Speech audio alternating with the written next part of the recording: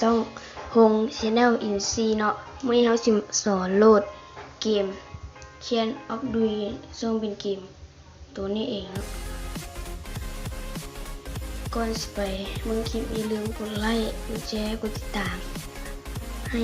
ช่องฮง Channel ในเด้อก่อนสิโหลด Chain of Dui ได้เราต้องมีแอป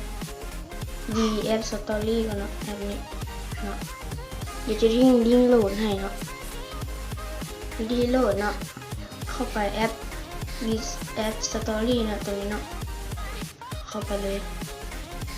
เนาะเดี๋ยวออกมาเนาะ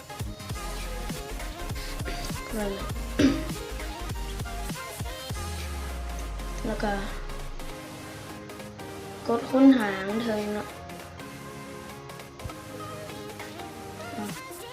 ก็ค้นหาแอปและเกมเนาะกดลงไปก็เขียนว่าเขียนเด็กมันจะเห็นเนาะนี่มันจะขึ้นแบบนี้เนาะเราก็กดดาวน์โหลดเลยเนาะเมื่อดาวน์โหลดแล้วมันก็ซิมามันก็เล่นได้เลยเนาะกูมีอย่างผิดปกติเนาะสำหรับคลิปนี้อย่าลืมกดไลค์กดแชร์กดติดตามให้ค่อยในเด้อวันนี้ก็ขอลาท่านผู้ชมไปก่อนเนาะสบายดี